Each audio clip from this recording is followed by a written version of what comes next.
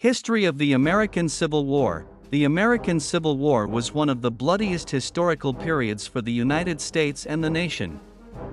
After this event, many changes occurred and the impact was felt throughout the world. Even though it happened quite a long time ago, there are many important things that can be learned from this event, which is sometimes also called the American Civil War.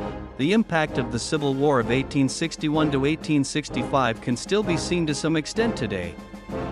However, saying that the massive demonstrations in various cities in the United States that raised the issue of Black Lives Matter as a threat to a division like the 18th century does not seem very accurate.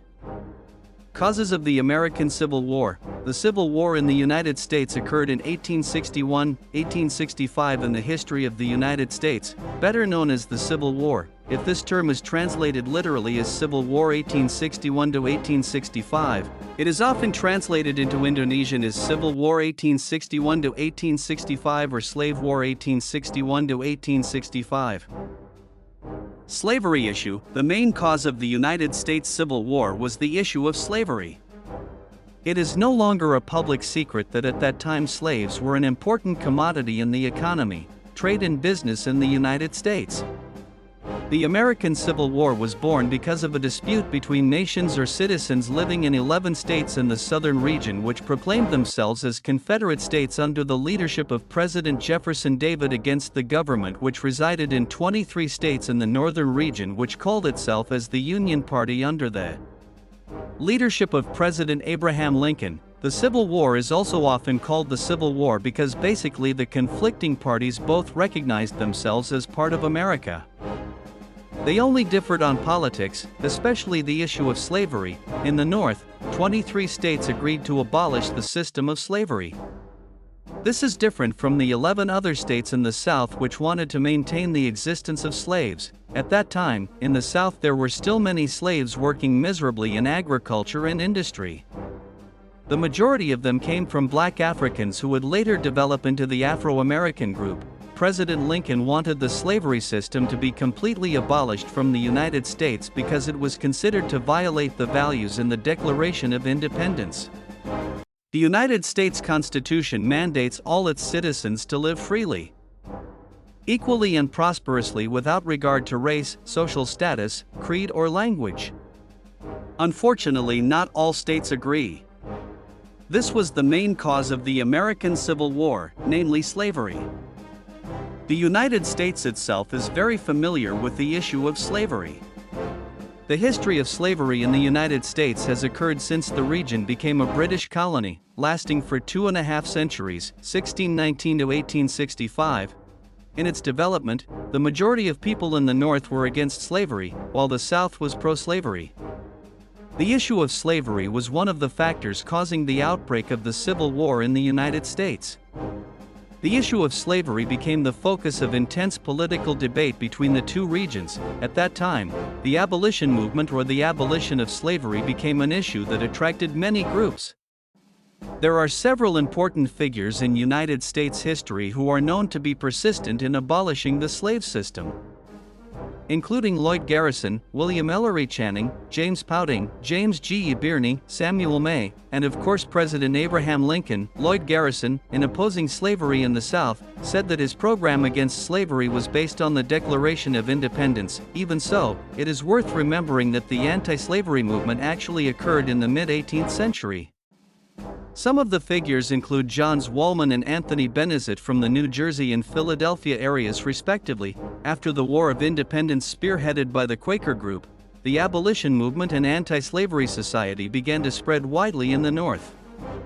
Before 1800, black abolitionists Prince Hall, Benjamin Banneker, Absalom Jennings, and Richard Allen began to advocate for the abolition of slaves and founded an organization called the Free African Society of Philadelphia. One of the most important moments was the birth of the abolition movement called the Underground Railroad in Indiana, Illinois, Ohio, and Pennsylvania. This organization helped slaves to escape. In this escape attempt, slaves often disguised themselves as babysitters for children. Data from Governor Quitman of the state of Mississippi states that during the period 1800 to 1850, the southern United States recorded the loss of 100,000 slaves worth no less than $30 million. This of course provoked a reaction from the landowners and slave masters. The South then arrested leaders of the abolition movement, including punishing slaves who were recaptured after their escape attempt failed. All of this sparked a war between the North, which was anti-slavery, and the South, which wanted to maintain the slavery system. Union and Confederacy, the conflict between North and South was also caused by dual interpretations regarding the Constitution and the form of the Union state. Politicians and leaders of the Southern states considered the United States a voluntary union, meaning the states had the right to secede someday if deemed necessary. They also insisted that the federal government respect state laws, even if they were unconstitutional. The central government's focus is only on printing money, foreign relations, and defense. Of course, this assumption was denied by Northern leaders. In fact, it was reaffirmed that the federal form was final and all laws must be in accordance with the United States Constitution. The peak of the dispute between North and South turned out to be fatal. On February 4, 1861, the Confederate government was formed with President Jefferson Davis as supreme leader.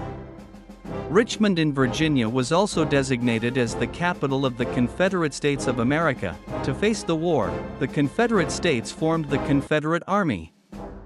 The number of pro-South soldiers reached more than 1 million people. The population of Confederation countries reached 5.5 million people and 3.5 million slaves. The president of the Confederacy was Jefferson Davis. Apart from that, another important figure who could be called the most reliable leader from the South was General Lee. The course of the American Civil War, this war was quite long and tiring. There were many deaths and millions of people suffered.